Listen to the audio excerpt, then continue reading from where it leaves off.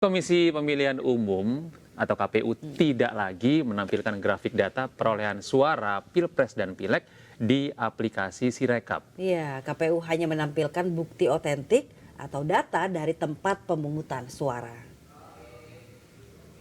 KPU mengubah tampilan laman website hasil suara pemilihan presiden dan pemilihan legislatif 2024. Bila sebelumnya laman ini menampilkan grafik atau bagian data hasil tabulasi sementara perolehan suara, kini laman Sirekap hanya menampilkan hasil foto formulir model C dari tempat pemungutan suara. Menurut KPU, tampilan Sirekap terbaru ini dilakukan untuk memberikan informasi yang akurat kepada masyarakat, serta agar tidak menimbulkan prasangka. Waduh. Apa betul demikian?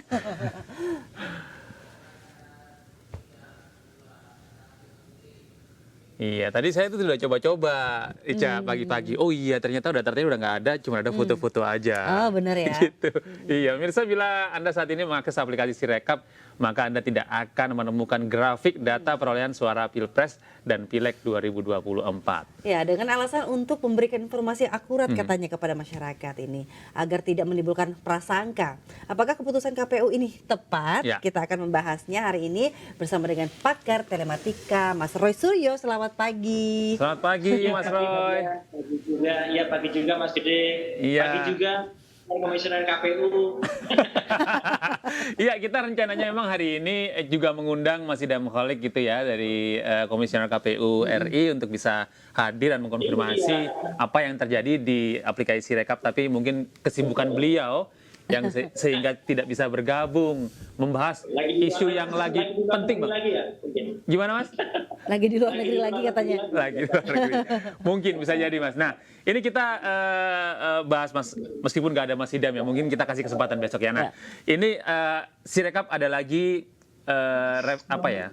pengurangan informasi ya, bisa dibilang pengurangan informasi bahwa tidak ada lagi data-data jumlah perolehan suara yang ditampilkan di aplikasi. Angka sama grafisnya nggak ada. Iya, hanya ada foto-foto begitu ya, Mas ya. Kalau menurut Anda, ini kan salah satu alasannya adalah untuk mencegah polemik atau kegaduhan begitu ya. Nah, kalau menurut Mas Roy seperti apa nih, Mas, tanggapan Anda, Mas?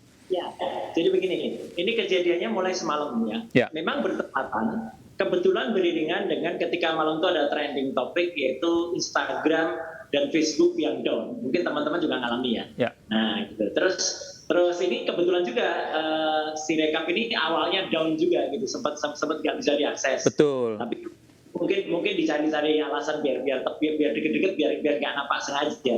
Nah, tapi ketika kemudian agak tengah malam muncul lagi, itu sudah nggak ada data-datanya. Memang sempat ada beberapa kawan yang mengira jangan-jangan ini di-hack. Tapi saya semalam udah bilang enggak, ini nggak di-hack. Ini sengaja. Pasti ada kesengajaan atau pasti ada, menurut saya, kalau saya malah berpendapat tadinya saya pikir lebih bagus tadinya mau direvitalisasi atau direvisi supaya tampilannya itu lebih canggih, lebih akurat. Ternyata kok malah dihilangkan fungsi penampilan angka-angkanya yang memang angkanya nggak pernah akurat itu dari awal gitu ya. Dan sekarang juga form C hasil. Memang form C hasil itu adalah yang paling penting memang karena betul. Itu yang bisa digunakan untuk Mas Gede untuk membandingkan. Ya, dilihat secara langsung dan pihak luar bisa menghitung begitu ya secara langsung.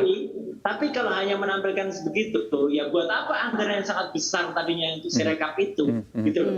Kalau hanya menampilkan form C hasil, ya buat apa kemudian teknologi OCR dan OMR yang dibangga-banggakan kemarin itu, gitu loh.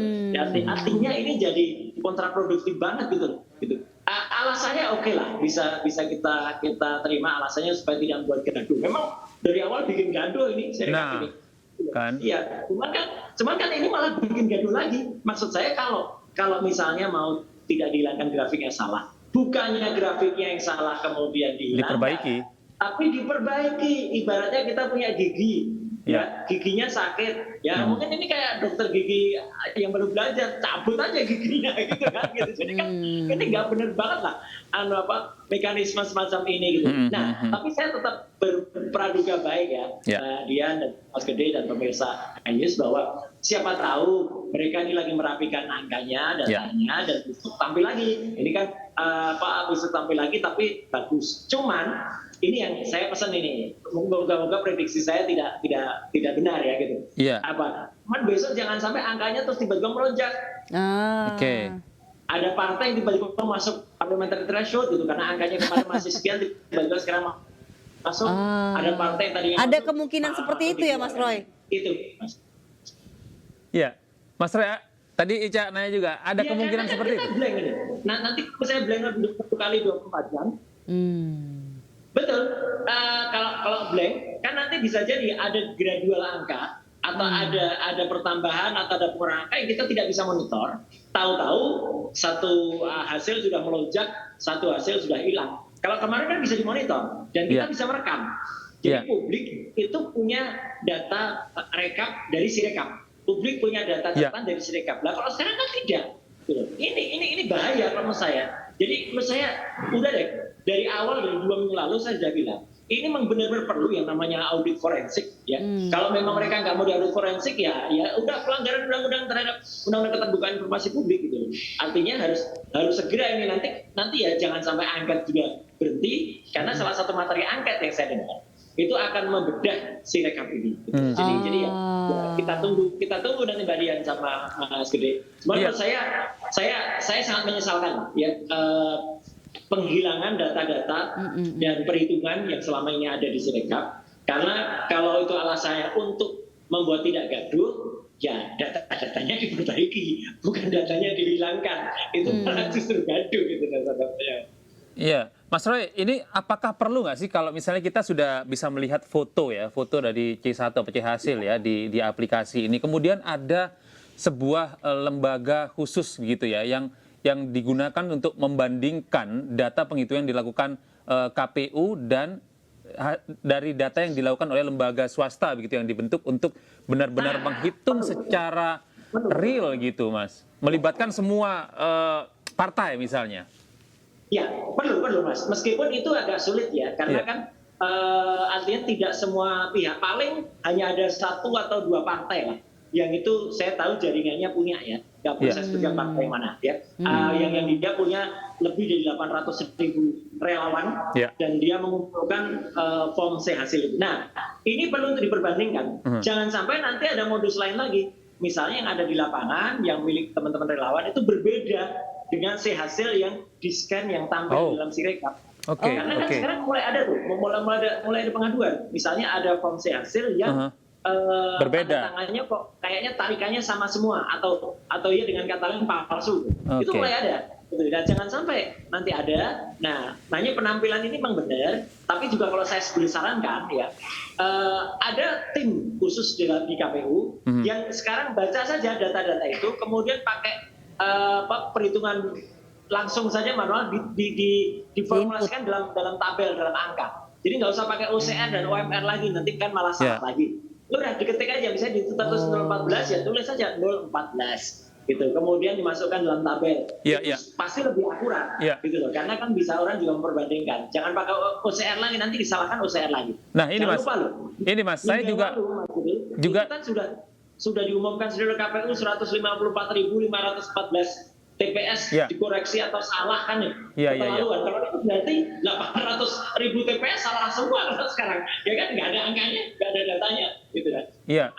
Betul, Mas. Saya beberapa waktu yang lalu juga berkesempatan untuk melihat bagaimana penghitungan suara ulang begitu ya untuk mencocokkan antara data yang ada di Sirekap dengan data yang sebenarnya begitu. Memang banyak sekali kesalahan yang terjadi begitu ya.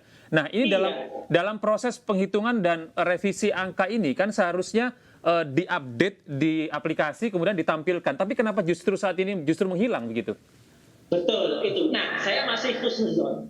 Saya masih berpraduga baik nih, Pak Mas Gede dan Mbak Dian dan juga pemirsa ini supaya apa? Supaya mungkin mereka benar-benar memperbaiki dan 41 kali 24 jam jangan lama-lama ya. Kalau lebih dari itu nanti pasti akan menimbulkan pertanyaan lagi dan akan menimbulkan modus baru lagi. Itu tampilkan kembali. Karena guna Sirekap adalah untuk itu, untuk membuat perbandingan angka meskipun lagi-lagi itu bukan perhitungan resmi dari sesuai dengan PKPU. Baik, jadi kita tunggu aja 1 kali 24 jam ya Mas Roy ya.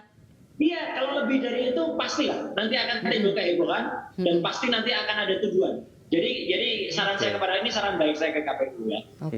Kalau memang ini ada perbaikan, lakukan perbaikan. Tapi jangan terlalu lama gitu ya Mas ya. Saya sama sekali tidak menyarankan dan bahkan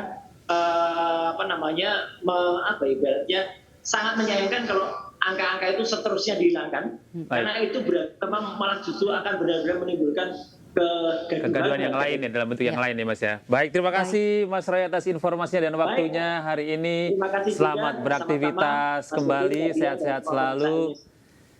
Ya, siang Terima kasih. Mas.